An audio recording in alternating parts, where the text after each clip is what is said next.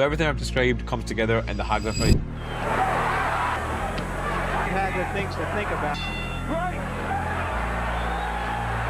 And I want to go through it because it's the single most complete example of preparation I found up in studying Sugar Ray Leonard in this sport. And so I want to add some context first. Ray had fought once in 4 years by the time he'd fought Hagler. Hagler hadn't lost since 1976, before Ray even competed in the Olympics. He had 67 boxing writers, so 67 boxing writers were polled, 60 chose Hagler, 52 said by knockout. By every measure, he had no business winning. So only 7 boxing writers thought that Sugar Ray could win. So he started preparing before Hagler had even agreed to the fight, because Hagler was making him wait on his decision. While I waited for Hagler to make his decision, I didn't waste any time. If I was to be at my best, and it would take my best to outduel a man whose last loss was in March 1976 before I competed in the Olympics, I'd have to train harder and smarter. In the 4 years since beating Finch, I had fought just once, for a total of 26 minutes and 32 seconds. So he needed to look like a legitimate middleweight because Hagler was naturally heavier, and so he didn't want to look like a welterweight pretending, and so this is what he did. Day by day it started to form, in the arms, the thighs, the biceps, everywhere. I was becoming a legitimate middleweight. It was an odd feeling to see a different person in the mirror, yet the eyes were the same.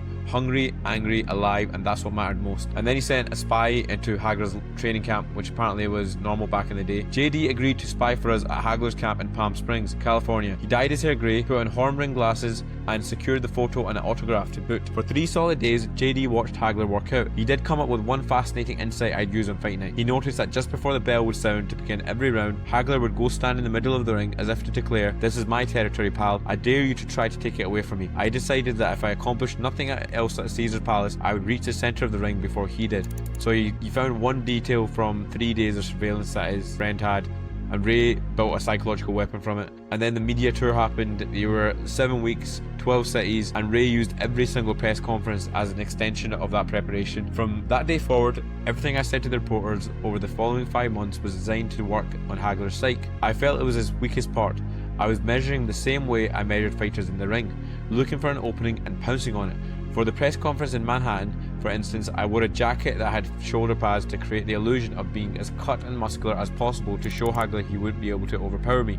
And then Hagler wasn't the same as Sugar Ray. He didn't like the limelight, he didn't talk speaking, he didn't, like the media stuff, and so he would show up late. He hated every press conference, and when Ray confronted him privately about it, this is what happened. So Hagler eventually quit the tour after 6 cities, and Ray took the stage alone in Chicago and played both parts. This is what happened. "Ray, what was your strategy before the fight?"